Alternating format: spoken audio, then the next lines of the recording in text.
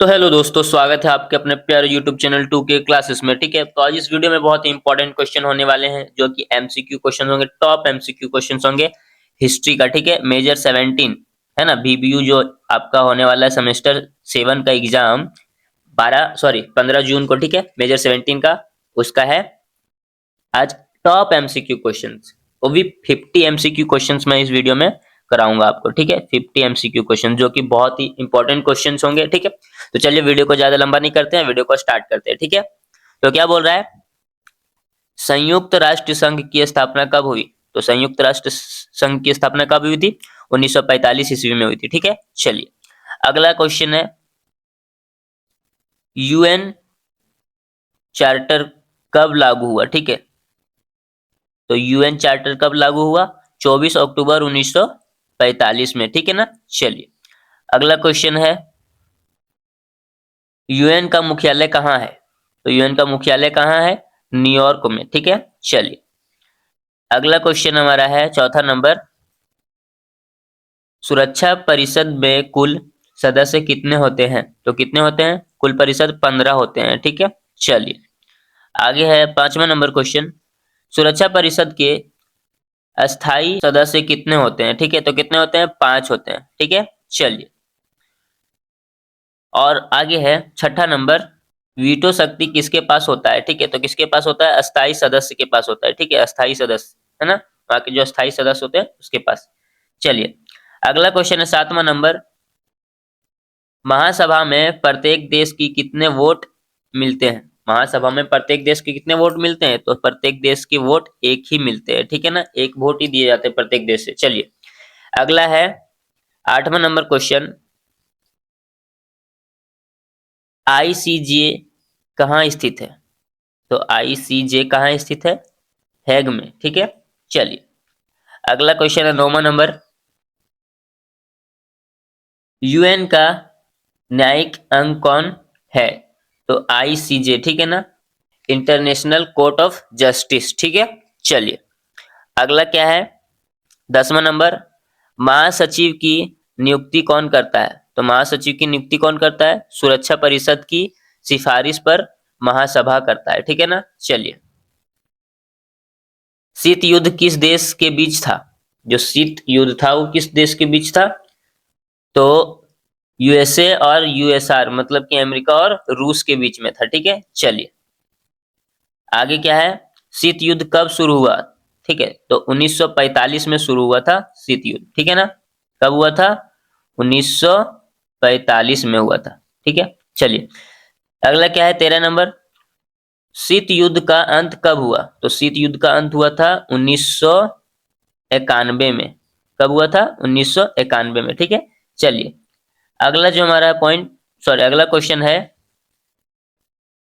Berlin दीवार कब गिरा? ठीक है, जो बर्लिन का दीवार है वो कब गिरा था? 1989 में गिरा दिया गया था वहां का। ठीक है, दीवार। चलिए 15 नंबर क्वेश्चन है, शीत युद्ध का मुख्य कारण क्या था? तो शीत युद्ध का मुख्य कारण क्या था? विचारधारा, वहां के विचारधारा नहीं मिलते थे, जिसके कारण वहां पे युद्ध हुआ था। ठीक है, चलिए अगला क्या है 16 नंबर, यूएसए मतलब कि अमेरिका इस विचारधारा का क्या था? समर्थक था। ठीक है ना, विचारधारा का समर्थक था, तो वहां का विचारधारा क्या था? पूंजीवाद। ठीक है ना, विचारधारा क्या था? पूंजीवाद का वो समर्थक था। ठीक है, चलिए अगला क्या है 17 नंबर क्वेश्चन, रूस मतलब यूएसएसआर। ठीक है ना, रूस किस विचारधारा का समर्थक था? तो सामान्यवाद का। ठीक है, सामान्यवाद का समर्थक था रूस। चलिए अगला क्या है, आयरन कर्टन शब्द किसने दिया? आयरन कर्टन शब्द किसने दिया? दिया चर्चिल ने दिया था। ठीक है ना, इसका राइट आंसर होगा चर्चिल। चलिए अगला है 19 नंबर, क्यूबा मिसाइल संकट कब हुआ? ठीक है, तो 1962 ईस्वी को हुआ था। ठीक है ना, चलिए अगला क्या है, डिटेंट का अर्थ क्या है? ठीक है, 20वां नंबर क्वेश्चन है, डिटेंट का अर्थ क्या है? तो तनाव कम करना। क्या है? तनाव कम करना। ठीक है, चलिए नाटो की स्थापना कब हुई? तो कब हुई? 1949 ईस्वी में हुआ था इसका स्थापना। कब? 1949 ईस्वी में हुआ था। ठीक है, चलिए अगला नंबर क्वेश्चन है 22वां। नाटो का मुख्यालय कहाँ है? क्या है? नाटो का मुख्यालय कहाँ है? तो ब्रेसेल्स, ठीक है ना, कहाँ है? ब्रेसेल्स में। चलिए अगला है, नाटो का मुख्य उद्देश्य क्या है? जो नाटो का है उसका मुख्य उद्देश्य क्या है? सामूहिक सुरक्षा। क्या है? सामूहिक सुरक्षा इसका मुख्य उद्देश्य है, मुख्य कार्य। ठीक है, चलिए वार्सो पैक्ट की स्थापना कब हुई? तो 1955 ईस्वी में हुआ था। ठीक है, कब हुआ था? 1955 में। ठीक है, वार्सो पैक्ट किसके नेतृत्व में था? तो किसके नेतृत्व में था? तो यूएसएसआर मतलब कि रूस के नेतृत्व में था। ठीक है ना, चलिए अगला क्या है, वार्सो पैक्ट का विघटन कब हुआ? तो कब हुआ था? 1991 में इसका क्या हो गया था? अंत हो गया था। ठीक है, इसका अस्तित्व खत्म हो गया था 1991। चलिए क्या बोल रहा है 27 नंबर क्वेश्चन, नाटो का आर्टिकल 5 किससे संबंधित है? तो किससे? सामूहिक रक्षा। किससे है? सामूहिक रक्षा से। ठीक है, चलिए अगला है 28 नंबर, नाटो आज भी सक्रिय है, मतलब क्या? नाटो आज भी एक्टिव है। ठीक है, एक्टिव है। नाटो जो है वो आज भी सक्रिय मतलब कि एक्टिव है, अभी भी वो काम करता है। तो हाँ, नाटो आज भी काम करता है, एक्टिव है। ठीक है ना, चलिए 29 नंबर क्वेश्चन,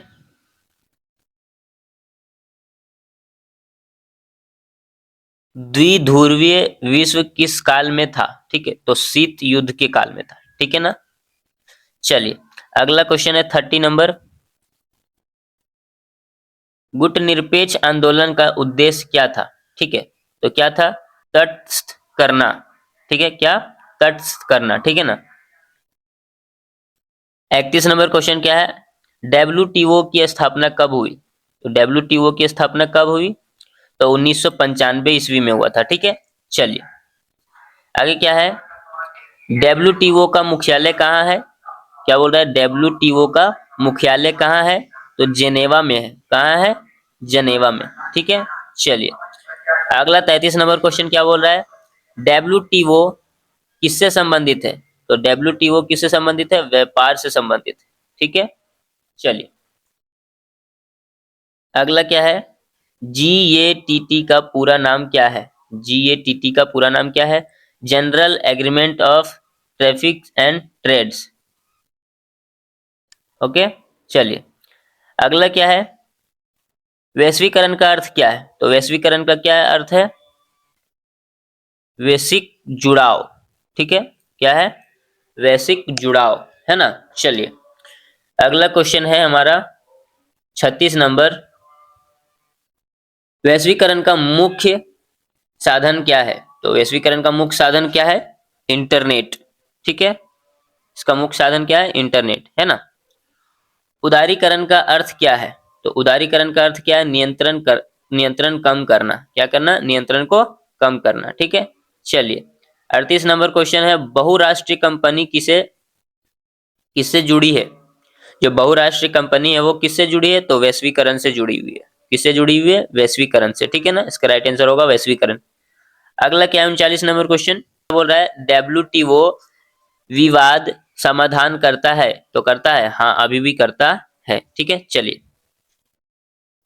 40 नंबर क्या है, वैश्वीकरण का प्रभाव किस पर पड़ता है? वैश्वीकरण का जो प्रभाव है वो किस पर पड़ता है? तो अर्थशास्त्र पर भी पड़ता है, संस्कृति पर भी, राजनीति पर भी। ठीक है, तीनों पे, सभी में हो जाएगा। ठीक है, तीनों में, तीनों पे प्रभाव पड़ता है। ठीक है ना, चलिए अगला क्या है, ओपीईसी किससे संबंधित है? तो ओपीईसी तेल से संबंधित है। किससे? तेल से। ठीक है, चलिए अगला क्वेश्चन है 42 नंबर, ओपीईसी का स्थापना कब हुआ? ठीक है, स्थापना कब हुआ था इसका?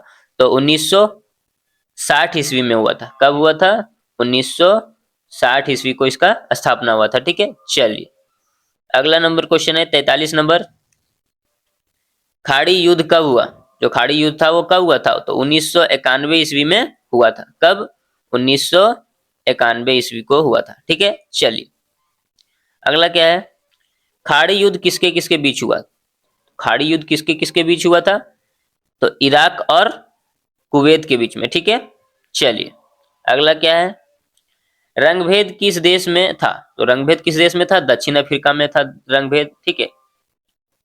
चलिए रंगभेद का अर्थ क्या है? तो रंगभेद का क्या अर्थ है? भेदभाव, ठीक है ना। रंगभेद का अर्थ क्या है भाई?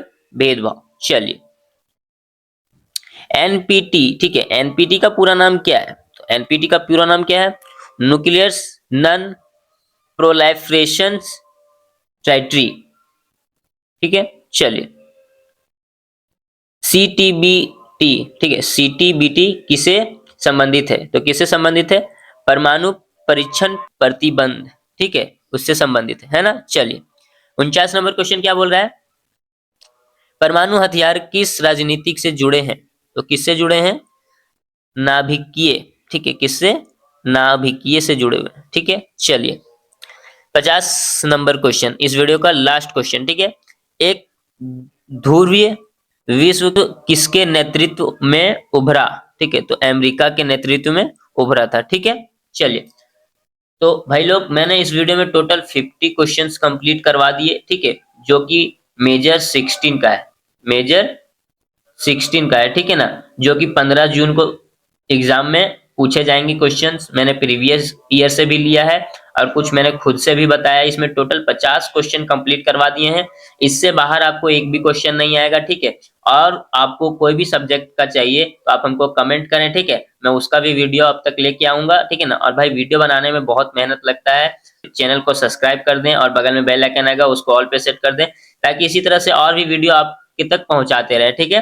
तो मिलते हैं अगले वीडियो में, तब तक के लिए बाय बाय।